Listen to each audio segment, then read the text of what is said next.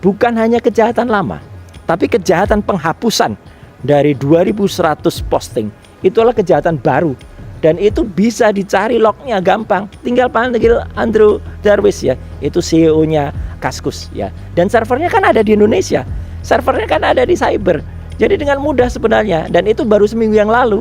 Jadi sebenarnya bisa di-track itu. Dan yang kedua, kalau mau dicari bukti dia kejahatan barunya, penghapusan nama dia di akun GoPay, di OVO dan lain sebagainya. Itu kejahatan itu. Ya orang daftar akun itu atau daftar payment kayak gitu, payment gateway kayak gitu kan harus dengan nama asli.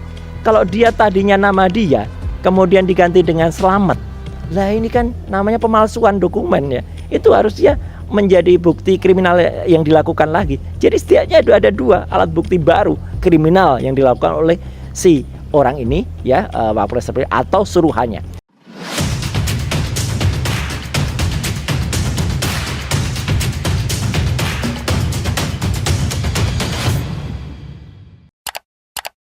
Alhamdulillah pada saat ini kita bersyukur karena satu demi satu bukti itu terkuak, dan ini tidak lepas dari pertolongan Allah Subhanahu wa taala, Tuhan yang Maha Kuasa, bahwa perjuangan kita sedikit demi sedikit meskipun berat itu mulai menampakkan hasil. Kenapa saya bilang berat?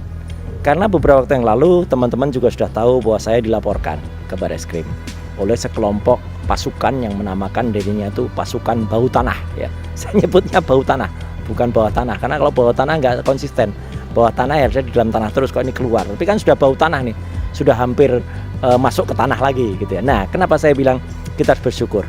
Karena meskipun awalnya mungkin teman-teman di Tempo itu agak-agak berat gitu ya mengeluarkan, tapi ya alhamdulillah mulai kemarin mereka mulai merilis ya di dalam bocor alusnya, yaitu Mas Pram, Mbak Cica dan juga teman di sana ya, artinya Mas Abri itu kemudian mengeluarkan rilisnya tentang Fufafa.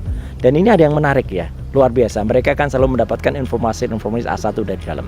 Sebenarnya saya pernah dengar informasi ini, tapi kan lebih bagus kalau misalnya ada institusi lain yang mengatakan. Sama seperti ketika kita juga menunggu sebenarnya teman-teman dari Fakultas Psikologi UI atau Universitas Indonesia untuk menemukakan penemuannya atau researchnya tentang Fufafa, dan Prof Hamdilul dan kawan-kawan itu juga sebentar lagi akan merilis. Dan ini kalau sudah merilis maka bagus sekali ya temuannya. Nah, apa yang dirilis oleh Bocor Alus Tempo ini memang menarik, karena kabarnya mereka dapat kabar bahwa 2 minggu yang lalu sebenarnya ketika ini heboh ya, itu kemudian sudah ada perintah untuk langsung ke BSSN. BSSN itu adalah Badan Cyber dan Sandi Negara.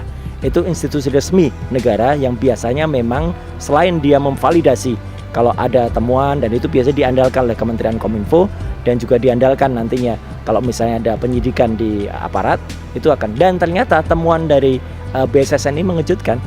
Karena apa? Karena akun Fufafa yang ada di Kaskus beberapa tahun yang lalu itu memang valid, itu adalah milik Wapres terpilih, sehingga membuat istana menjadi kemudian sedikit panik gitu ya gitu. Dan kemudian ditanyakan langsung kepada yang bersangkutan, tapi lagi-lagi ya ini yang bersangkutan mengelak dan tidak mengakui kalau itu akunnya. Menariknya kemudian kata Tempo ya, ini ya kata Bocor Alus, ditanyakan ke adiknya.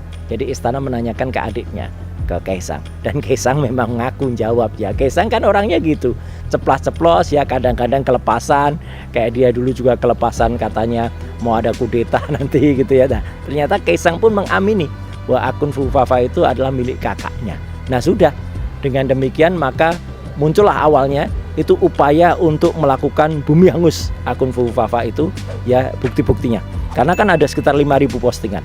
Tapi untung ya netizen ini dan kawan-kawan semuanya itu sempat melakukan penyelamatan ya terhadap aku. Jadi sudah di screenshot semuanya, sehingga ketika 2.100 akun itu kemudian dihapus ya, kita sudah punya gitu ya screenshotnya, dan kita sudah punya copy linknya. Jadi andai kata nantinya akan dilakukan penyidikan, silahkan lognya kita juga punya kok gitu untuk kemudian dibuka lagi.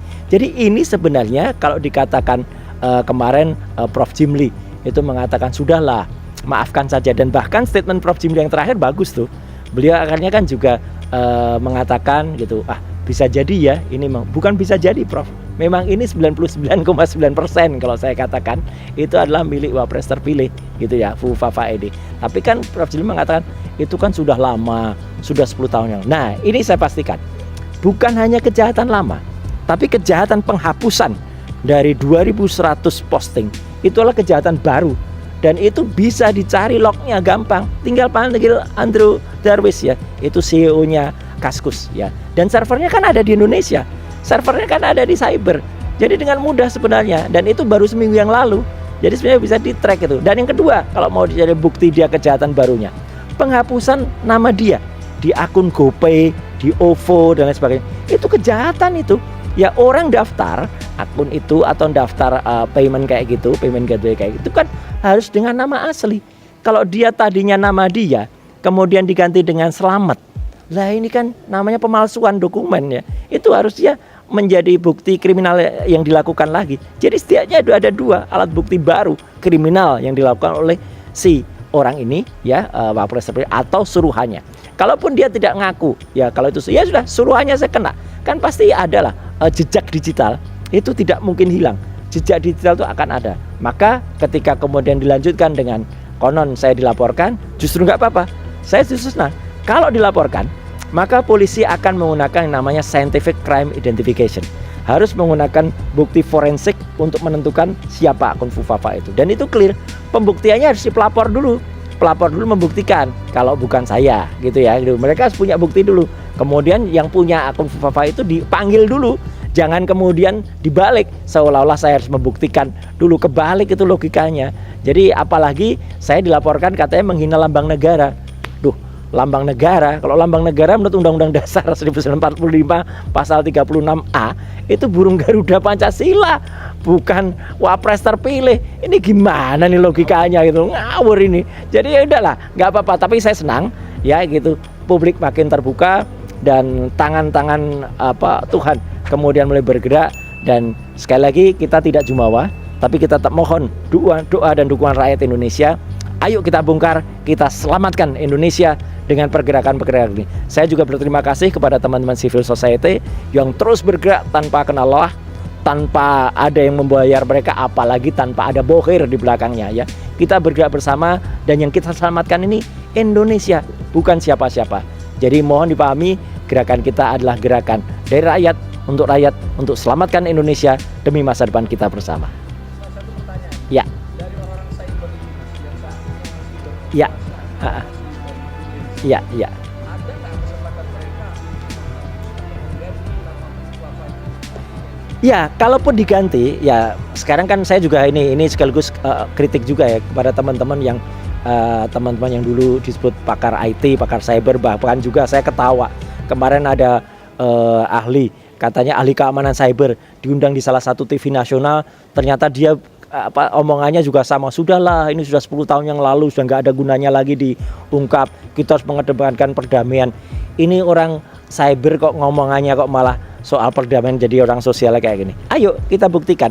Kalaupun mau ada yang mengganti, tentu saja log file itu akan bisa membuktikan kepalsuan mereka. Contohnya ketika akan diganti nomor handphone plus 6289750 sekian belakangnya 33 itu mengganti Slamet.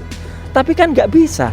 Bukti otentik mengatakan ketika yang bersangkutan daftar selaku calon wali kota Solo, tanda tangan dia sendiri, dia nulis nama dia sendiri dengan alamat dia sendiri, tanggalnya dia nulis nomor handphonenya ya plus 6289750 sekian 33, dan dibocor oleh Tempo juga terbukti. Teman-teman kayak Mas Pram, kayak Mas Abri, kayak Mbak Cica itu juga dulu tuh kalau kontak yang bersangkutan itu pakai nomor telepon itu, bukan nomor telepon yang baru. Jadi kalau itu mau diganti jejak digitalnya, kebohongan apa lagi yang mau dilakukan gitu loh. Jadi itulah clear banget. Dalam menghadapi tuduhan itu, Mas Roy santai-santai aja. Ya, saya bukan berarti saya jumawa, bukan berarti saya kemudian sok berani, enggak. Orang tentu saja ada ukurannya, tapi saya berani karena insya Allah benar. Saya berani karena insya Allah pegang data. Dan mari kita buka-bukaan saja. Dan insya Allah ini bisa berguna bagi masyarakat.